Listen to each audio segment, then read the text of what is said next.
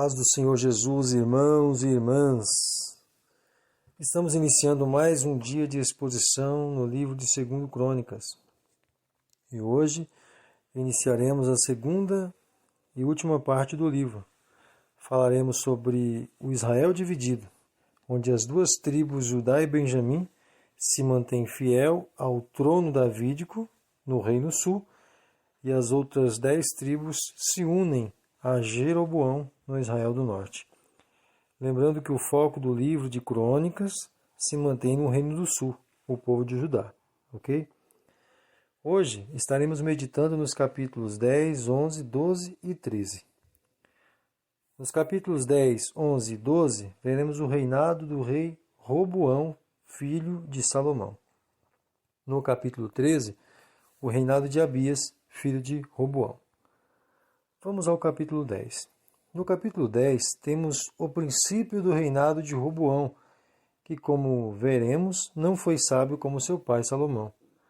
Do versículo 1 até o 11, temos um relato da ida do rei Roboão até o povo do norte, do Israel Norte, na cidade de Siquém, onde todos poderiam se reunir para declararem submissão ao filho de Salomão.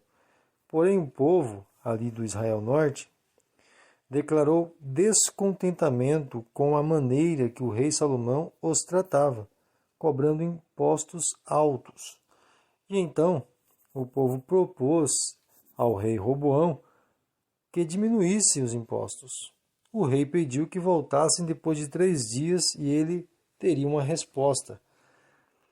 O rei Roboão consultou aos anciões do reino sobre a questão levantada pelo povo. Esses o orientaram a atender à demanda do povo. Porém, não ficou somente nesse conselho. Ele também consultou os seus amigos de infância. E esses o aconselharam a anunciar ao povo que ele seria um pouco mais exigente do que o seu pai. E do versículo 12 até o término do capítulo, temos o relato do retorno do povo após 3 dias e a resposta do rei. O rei Roboão escolheu o entendimento dos seus amigos de infância, de aumentar ainda mais os impostos sobre o povo. Ao declarar isso ao povo, todos unanimemente declararam abandono à linhagem davídica. Somente aqueles que habitavam nas regiões de Judá ficaram sob o governo ou reinado de Roboão, falando especificamente somente a tribo de Judá e os da tribo de Benjamim. As demais tribos não aceitaram a linhagem davídica depois desse episódio. Em busca de trazer a ordem entre o povo, que se revoltaram depois desse anúncio do rei, o rei enviou um de seus servos chamado Adonirão, e esse foi apedrejado até a morte pelo povo. Tamanha foi a revolta do povo nesse dia. O rei Roboão, após saber da morte de Adonirão, voltou rapidamente para Jerusalém. No capítulo 11, do versículo 1 até o 4, o rei Roboão, já em Jerusalém, decide convocar uma guerra contra os israelitas do norte, a fim de recuperar o reino. Reúne 180 mil dos melhores soldados de Judá e Benjamim, e quando estava pronto a ir à batalha, o Senhor levanta um profeta chamado Semaías para o impedir de prosseguir nessa guerra. No versículo 5 até o versículo 12, o cronista relata que Roboão, depois de ter sido obediente ao profeta, não indo à guerra contra os seus compatriotas, fortificou as cidades de Judá, dando a todo o povo de Judá segurança. Essa atitude levou o povo de Judá e Benjamim a se sujeitarem ainda mais ao reinado de Roboão. Do versículo 13 até o 17, o cronista relata que os sacerdotes e levitas que habitavam entre os israelitas do norte decidiram apoiar Roboão indo para Jerusalém, pois Jeroboão, rei do povo do norte, não permitia que adorassem ao Deus verdadeiro, mas tinha feito alguns ídolos em semelhanças de bodes e bezerros para serem adorados como Deus. Muitos outros israelitas que desejavam adorar o Deus verdadeiro foram com os sacerdotes e levitas para Jerusalém. Por causa da escassez de sacerdotes, Jeroboão levanta seus próprios sacerdotes para os seus santuários idólatras. O cronista menciona que durante 3 anos o rei Roboão e o povo seguiram fielmente os passos de Davi e Salomão, sendo fiéis ao Senhor. Do versículo 18 até o término do capítulo, o cronista engrandece o rei Roboão em dois aspectos. O primeiro, do versículo 18 ao 21, fala sobre a grande progênie como sinal das bênçãos de Deus no lar de Roboão. E o outro aspecto se encontra nos versículos 22 e 23, quando ele procede de forma prudente, escolhendo um de seus filhos, chamado Abias, como sucessor ao seu trono, e estabeleceu os demais em regiões de Judá e Benjamim, dando-lhes propriedade, esposas e mantimentos. No capítulo 12, há uma triste declaração ou relato sobre o abandono das leis de Deus por Roboão e todo o povo de Judá, o que trouxe sobre eles uma invasão egípcia. Mas Deus intervém levantando o profeta Semaías para advertir o rei sobre o abandono das leis de Deus, nesse interim. E após a repreensão do profeta Semaías, o rei e todos os líderes de Judá se humilharam diante do Senhor Deus, o que trouxe sobre eles o favor divino. Esse favor divino fez com que o rei do Egito, chamado Sisaque, não destruísse Jerusalém e nem matasse o rei. Mas nessa invasão, que foi parcial, somente alguns itens do palácio real e do templo foram saqueados pelos egípcios. Entre esses itens estavam os escudos de ouro que Salomão havia feito. E como não havia mais tanta riqueza em Judá, após a morte de Salomão e a divisão do reino, Roboão fez os escudos de bronze. E ainda que eram feitos de bronze, esses escudos eram tidos em muita estima pelo rei, os deixando em cuidados especiais, como vimos aí no texto.